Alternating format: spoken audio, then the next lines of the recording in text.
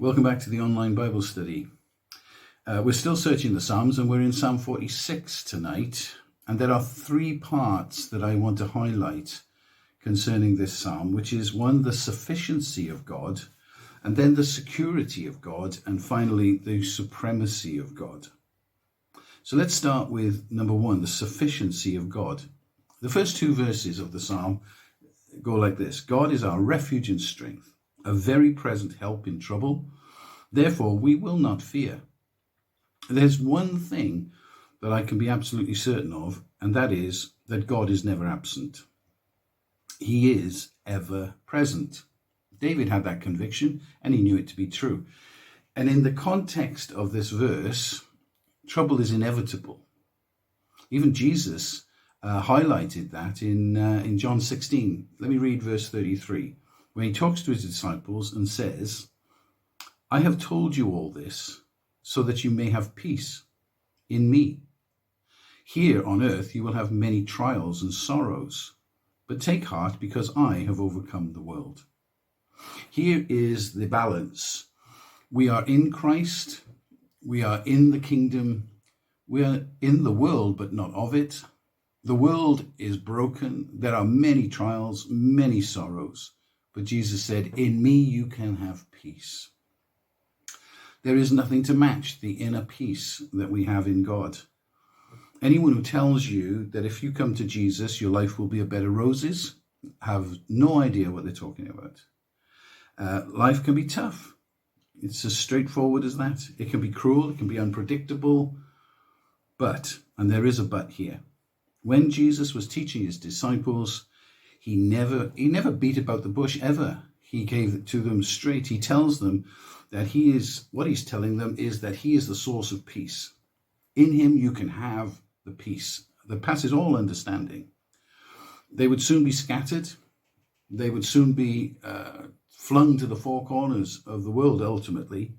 And he says, you will be scattered and I will be left alone. But I'm not really alone, for the Father is with me. He tells them that there will be trials and sorrows and that they will be many. And they're indicative of the world that they're going to be scattered into. But he had overcome that. And so we get that sense that there's that wonderful security and promise that even in the midst of the hardest trial, God is ever present. When God is all sufficient to us, it really brings a sense of calm in any set of circumstances. Now, I'm not saying that you won't feel anxiety. I'm not saying that you won't feel the pressures that go with trials and problems and difficulties. But in God, you can find that place that you go to where there is quietness and stillness of heart. And we need to do something. We need to, because God is all sufficient, ever present, and we go through trials and temptations, and we find that we have difficulty trying to marry one with the other. If God is here, why is this happening? We need to have a checkup. Sometimes, we're familiar with checkups. Sometimes you have to go to a doctor for a checkup or a dentist for a checkup. Why not a spiritual checkup? Why not just say, search me, O God, Holy Spirit, how am I doing? Is there any wicked way in me? Please show me if there's any blockages. With God, there's no one above him. He is all sufficient.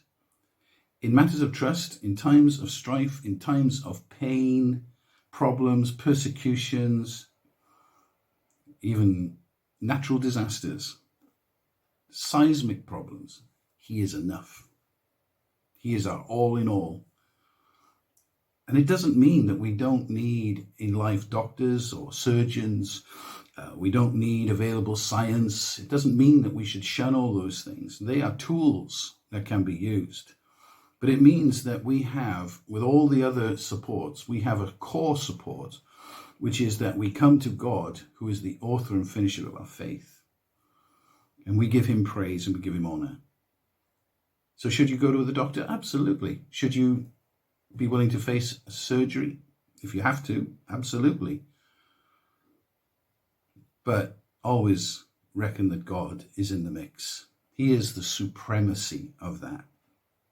He is always present, ever present God.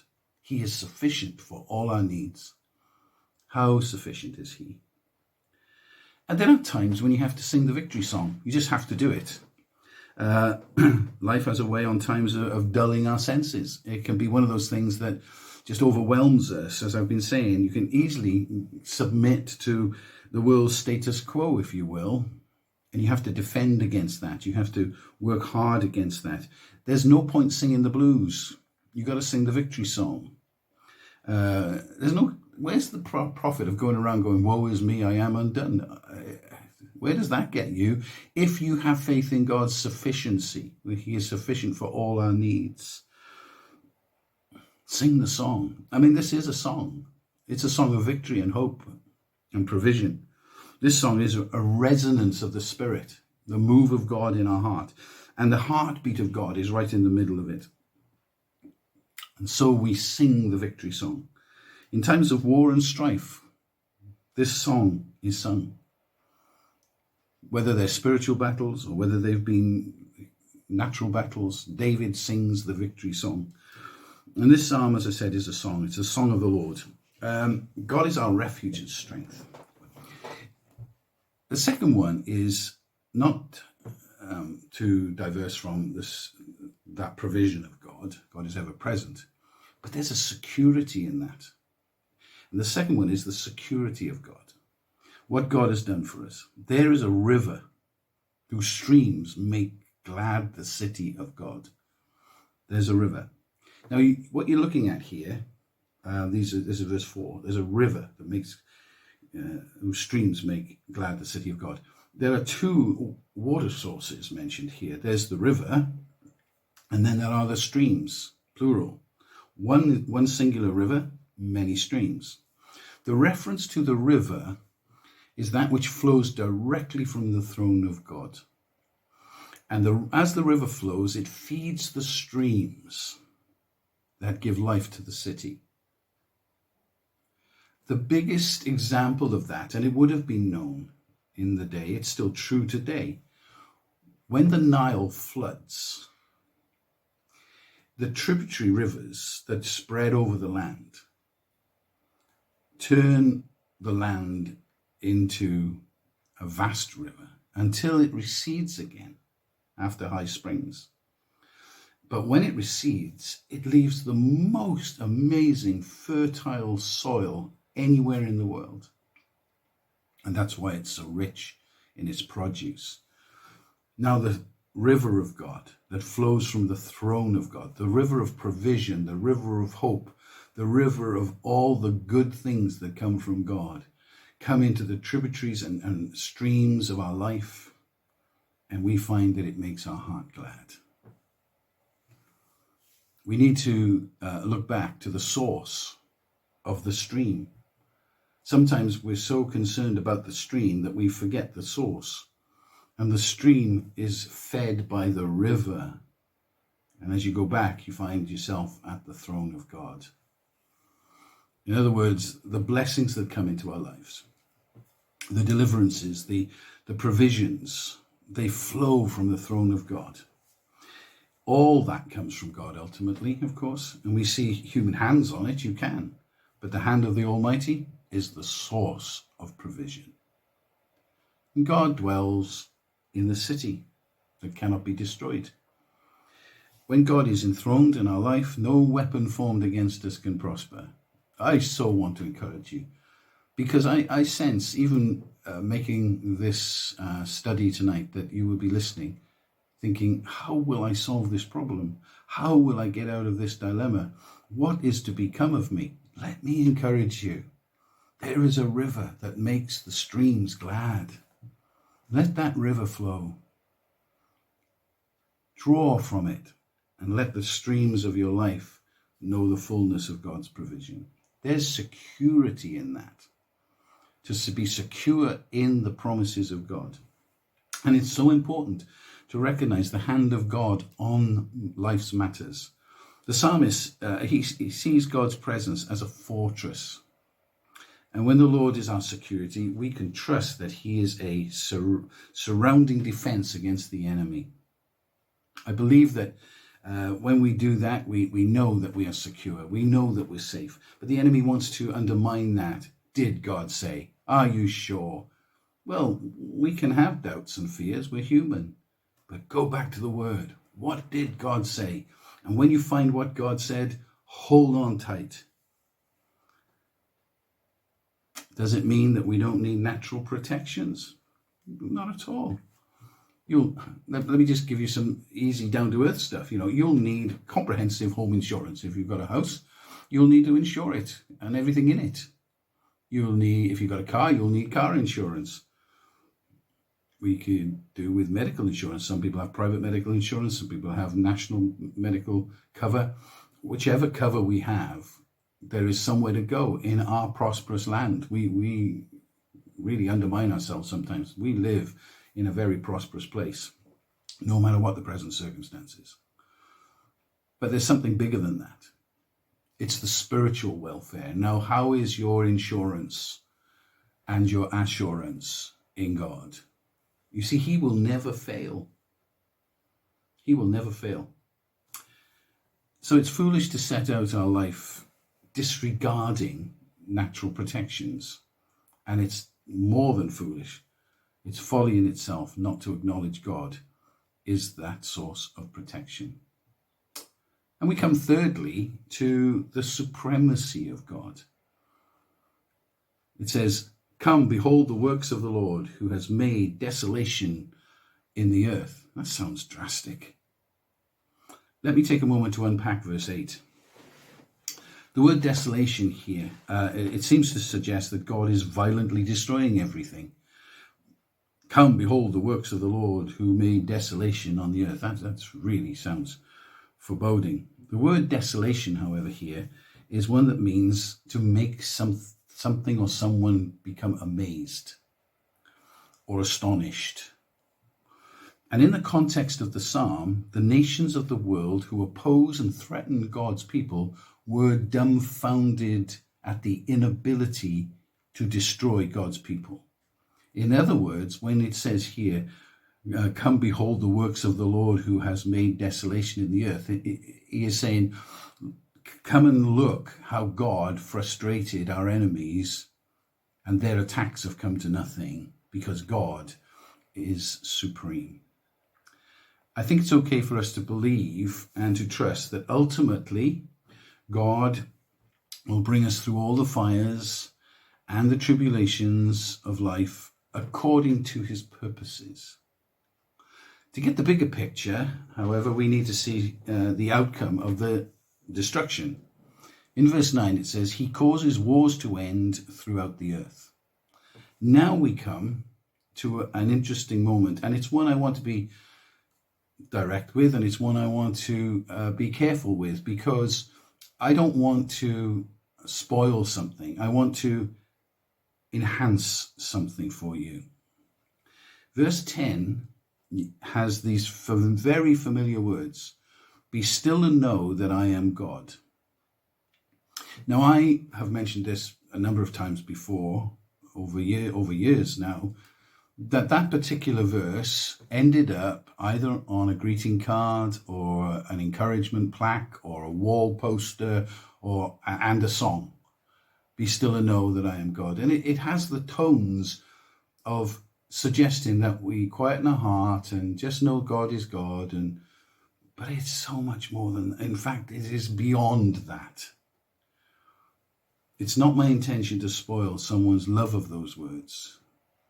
And so I walk carefully. You see, I'm aware that it's used to convey a sense, in general understanding, a sense of quiet stillness while meditating on the presence of God. But it doesn't mean that.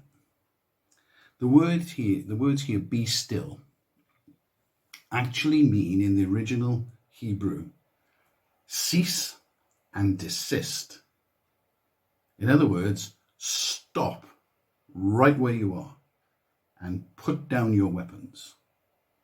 It's a word from God to the enemy of God's people. You come no further. I am God. And God speaks directly to the enemy of his people. Stop. That's as far as you can go. I am God and I have spoken. It now takes on such a powerful element of truth. Be still and know that I am God. It's in the context of, here's a war, here's a problem, here's a strife, here's an attack. The enemy is at the door. And God steps up on behalf of his people in the midst of the fray and says, enough is enough. You come no closer. Do not touch my people. And so when I read that, I am more excited about that being powerfully invested in my life than just a word that says, oh, I'll sit back for a moment and just muse and meditate on how good God is. You can do that from so many other scriptures because there's nothing wrong in doing that, but not out of this text. This text is about God stepping in to the one thing that was looking to destroy you and becoming your protection. And I see that as a blessing, not as a disappointment. And of course, God brings peace to us. He grants us quietness. There is a place to replace that. You could go to Isaiah 30 in verse 15. In quietness and confidence is our strength. So yes, you can have your quiet moment in meditation and blessing on the word of God. But be still. It means stop. You've come far enough. I am God. God is amongst his people. He is our fortress.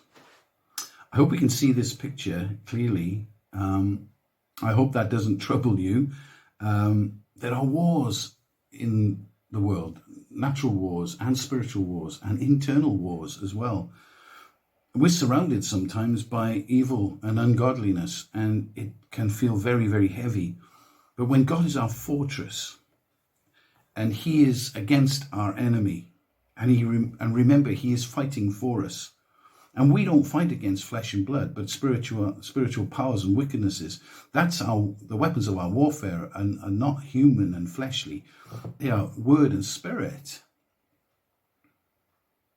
Can you hear God telling your enemy, don't you come any closer, this one belongs to me? Can't you take courage from that and strength? The enemy knows what God is saying, but he wants you not to know. So in your battle, remember, God is fighting for you. It's an amazing psalm, this psalm. It opens up so many doors. God is all sufficient. God is our strong security. God is our supremacy. He is all these things for us. There is no one greater than him. He is our refuge and our strength. So sing the victory song. Sing the song of the Lord. Remember, there's a river that makes glad the city of God. No temptation. It's 1 Corinthians 10, verse 13. No temptation has overtaken you except such as is common to man. But God is faithful, who will not allow you to be tempted beyond what you are able, but with the temptation will also make the way of escape, that you may be able to bear it. In simple terms, temptation's coming. Wars are afoot. Problems are everywhere. The enemy is after you, but God is for you and not against you, and he is ever present. I hope you can take courage from this. I hope you can sing the victory song. I hope you can sing the song of the Lord over your troubles. The Lord is with you. The Lord is with you to bless you. The Lord is with you to strengthen you. The Lord is with you to provide for you. He will never leave you nor forsake you. In the midst of your battle, sing the victory song. Sing the song of the Lord. And by saying that, I don't mean you've got to open your windows and belt out, a couple of hymns. It's in here. It's the deep song of the Spirit. I know in whom I have believed, and I am persuaded that he is able to keep what I've committed to him against that day. I know this. Make that your song. I know the Lord is over all. I know he is supreme. I know his throne is above all else. Make your daily confessions over your biggest problem. Let the enemy hear you. Don't talk to the enemy. He's a waste of time. But let him hear your voice calling out to God and giving God praise. I do wonder sometimes whether we waste a lot of time shouting at the devil.